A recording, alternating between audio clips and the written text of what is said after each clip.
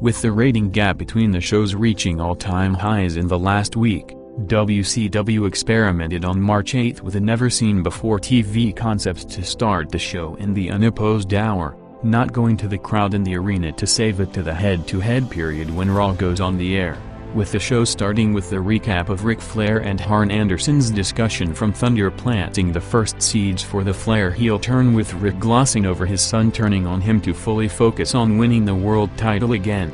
While Hogan responded in a worked shoot promo on Flair, bringing up him holding young talent down to keep his spot, saying that seeing Flair prioritizing the belt over his family lit a fire under him that he didn't have in years, planting the seeds for the Hogan babyface turn, with him working a more aggressive style than usual in their last match. The rest of the first hour saw several more Hogan and Nash skits, first with him watching and mocking Flair's promo from last Monday, and Steiner and Bagwell continuing the road to spring break with him pulled over on the road and being cops for the day.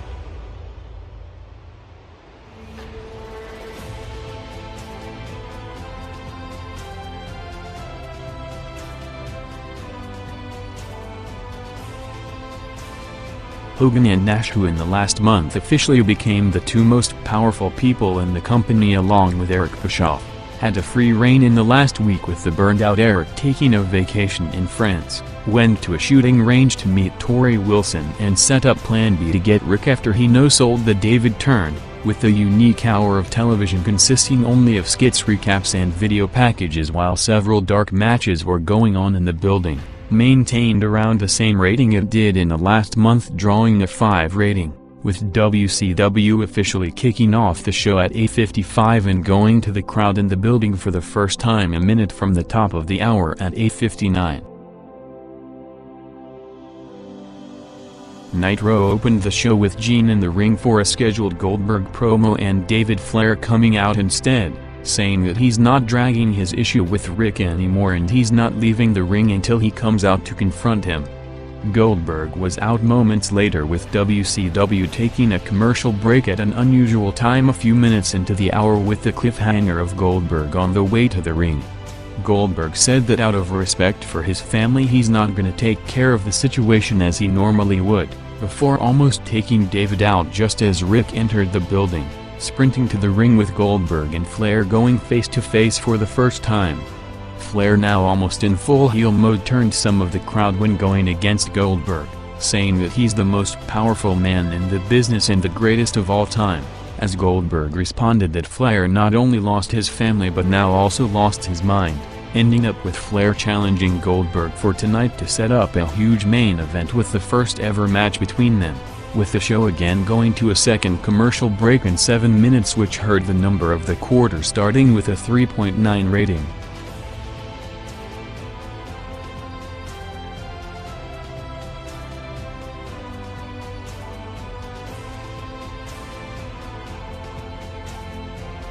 With the company hotter than ever after both Raw and Heat broke new viewership milestones in the last week, entering the 6 and 5 rating range for the first time, Rock opened Raw to continue the main storyline heading into WrestleMania, with him taking a stunner last night to add to the suspicious incidents involving Wight and Austin.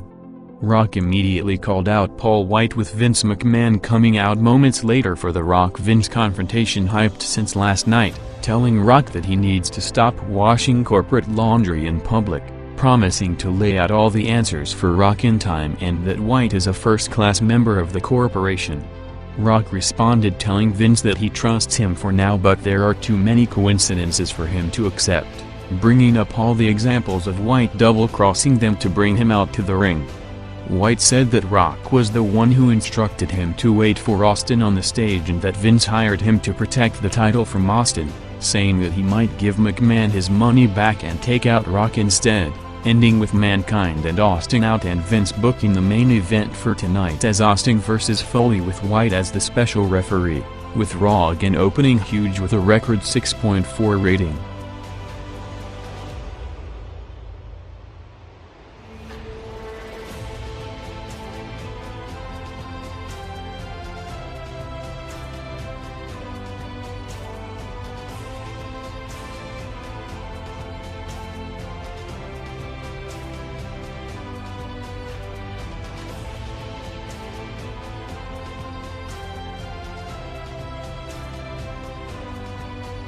Nitro jumped big in the second quarter, picking up over 700,000 viewers to a 4.5 rating for a Raven vs. Hack match that turned into an 8-minute three-way hardcore brawl in the backstage area with Bigelow, Raven and Hack in the role of the Wild Holly Snow and Road Dogg. Hardcore matches on WWF TV over the last 3 months, with Raw having a D'Lo Brown vs. Owen Hart street fight going 5 minutes, while setting up 2 angles for later with the Ministry looking for Bossman backstage, and Mankind asking Austin to lay down for him during their match so he can be the second referee to counter Wight at WrestleMania.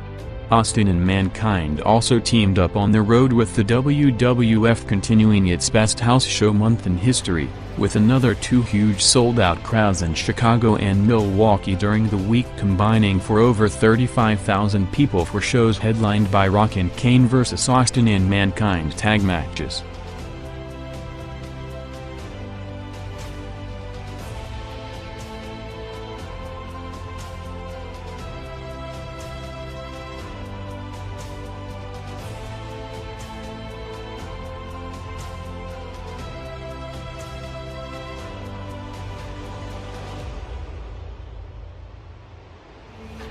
With both going for singles feuds over the last few months, Raw hyped the reunion of the Outlaws in a tag match for the night, with the crowd popping big for their pre-match introduction, going 2 minutes against Al Snow and Bob Holly before Taker and the Ministry came out to take them out as a message to Bossman, with Taker promising that before the night is over they will come face to face. Following that, Raw had one of the most talked about angles of the night, with Jim Ross coming to the ring to call out Michael Cole. JR brought out a bag with the costume designed for Steve Williams, shooting on the company creative and marketing for making a decorated athlete like Williams wear that gimmick to the ring. JR then went to Cole saying that nobody helped Cole more than him to get him ready for television, but then Cole turned on him by going to the office to tell them that Ross can't be back with his current condition, ending up with him kicking Cole and telling him to drag himself to the back while he takes back his commentary spot, with the quarter jumping big to a huge 7 rating, the first time ever a Raw broadcast recorded a 7 rating for a full quarter hour, and only the second quarter ever in general to reach the 7 range, making it the second highest rated quarter in history, only behind the 7.2 rating for the Goldberg vs. Page match on October 26, '98. The JR angle continuing to do strong numbers will lead to him being involved in more TV storylines for years to come, as besides Vince's amusement of constantly ribbing him on TV, JR will develop a pattern as a proven viewership mover going forward.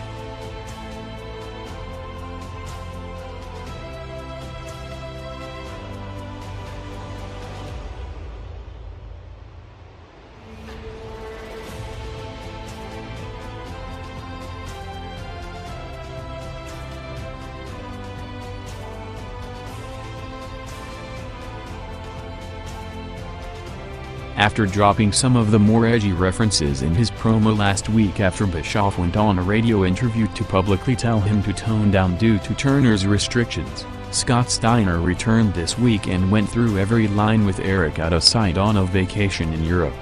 Steiner vs. Booker went 14 minutes, and after the huge gap in the previous quarter, bumped Nitro around 1 million viewers from a 3.6 to 4.4 rating in a direct turnover from Raw. The JR angle continued with Vince McMahon sending Terry Taylor to get JR out of the commentary table and take his spot, leading to JR mocking his Red Rooster gimmick and calling him a mid-card wrestler, telling McMahon how ridiculous it is that he sent the Red Rooster to take over his job. Ross addressed his angle on the WWF website leading to Monday night, saying that he should have been back at his chair by the Rumble pay-per-view when a day earlier the Alphas told him that he's not ready yet, saying that viewers are gonna see a never-seen-before side of JR and he hopes to be back by WrestleMania in 3 weeks.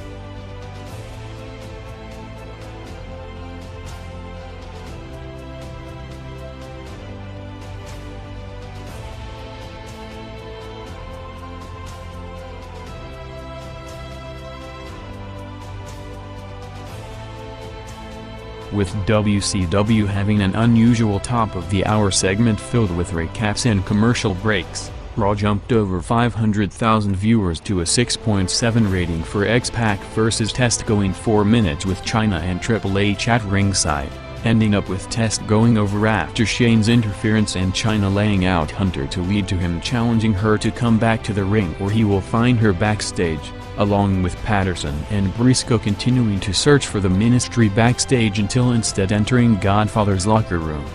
The final wrestling pay-per-view before WrestleMania will take place on Sunday, with WCW having Uncensored headlined by a Hogan vs. Flair barbed wire cage match hyped by Flair to be an old-school violent match, with the company as a result of the growing Turner restrictions just as the WWF are turning up the volume to the max, unable to promote the full match stipulation of it being a first blood match, instead directing viewers to the company website to find out.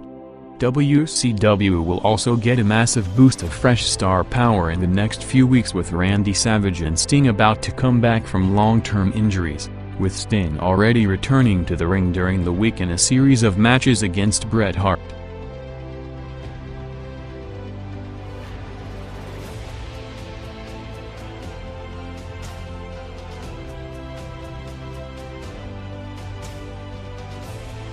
Nitro jumped back into the 4 rating range, picking up over 600,000 viewers for Mysterio vs. Scott Norton, while Raw had another Ministry attack in the build to the upcoming Taker-Bossman confrontation, along with Chyna returning to the ring challenging Triple H to come out, ending up with Kane interfering to accidentally shoot a fireball on Chyna's face.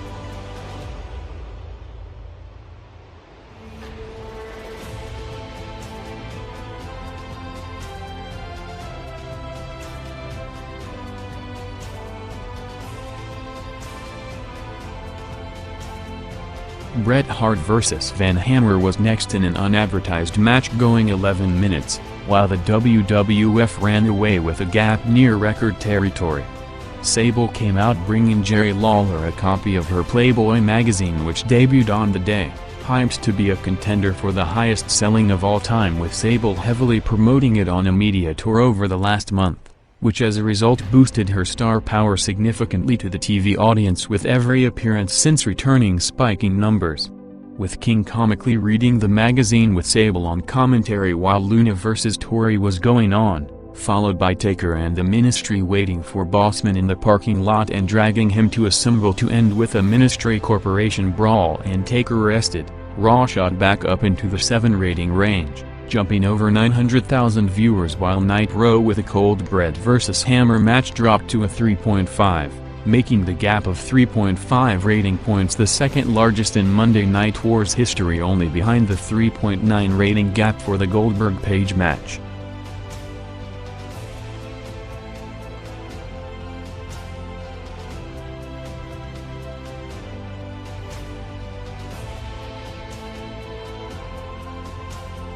Hogan and Nash made their first appearance in front of the crowd just before the main event, doing commentary for the match, making several inside references, including Nash saying that they stretched the truth regarding Flair in the last few weeks and he no-sold it.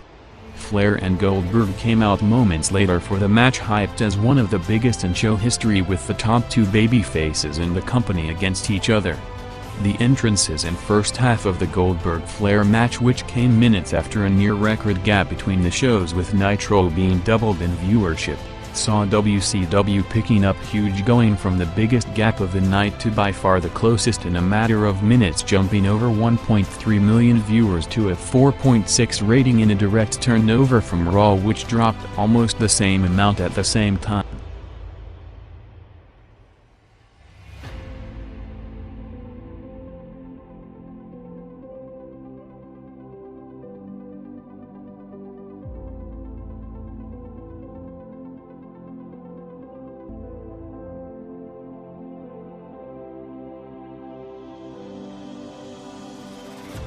Rock, Mankind, Wight and Austin made their entrances at 10:50 p.m. going against the big main event on TNT, with the Austin vs. Mankind match given away on TV after at one point during parts of January and February the talk was to save it for WrestleMania, with the winner facing Rock in the main event on the same night.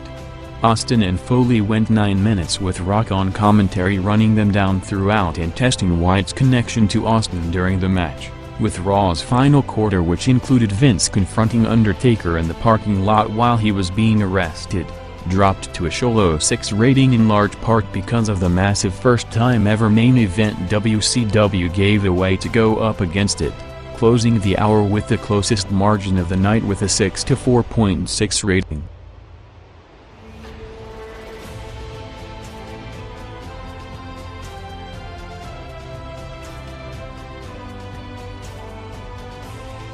Goldberg vs. Flair continued to pick up huge in the overrun, going 9 minutes with the second half of the match jumping to a peak 5.7 rating, with the match in total gaining over 2.3 million viewers to bring WCW neck and neck with Raw after a 2-1 gap just 20 minutes earlier.